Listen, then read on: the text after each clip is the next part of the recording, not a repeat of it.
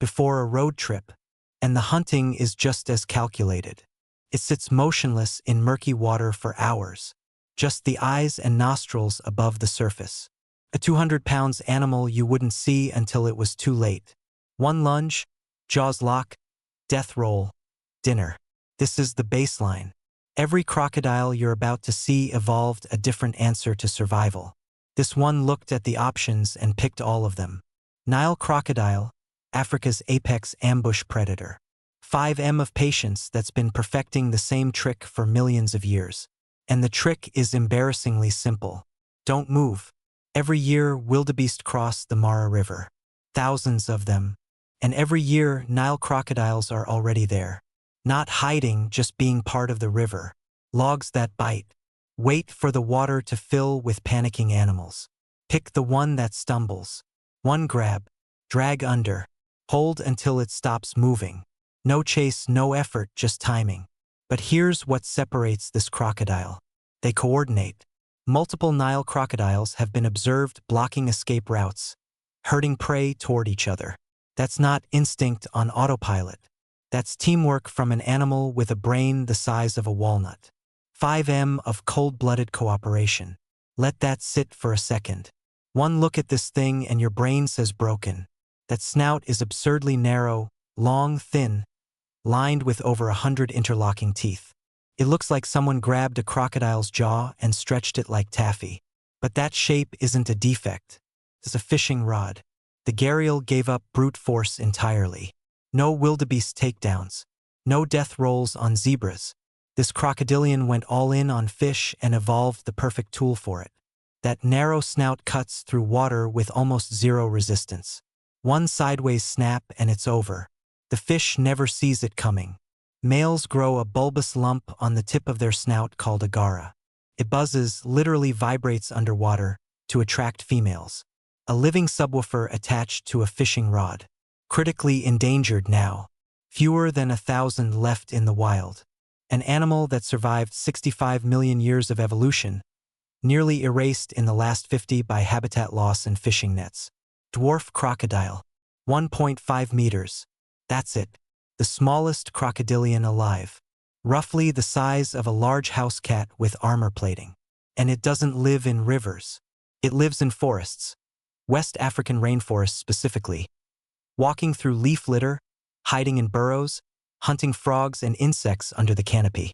A crocodile that behaves more like a lizard than anything you'd associate with the word croc. But small doesn't mean soft. That armor is proportionally thicker than almost any other crocodilian. Built like a tiny tank. Because when you're this small, everything is a threat.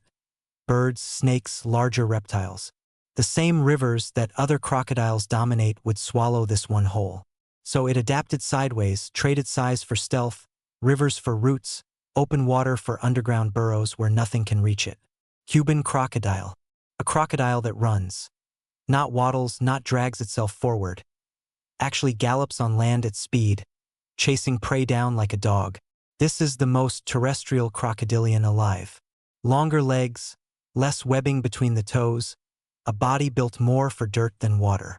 Found only in Cuba's Zapata swamp, one of the smallest ranges of any crocodilian on Earth.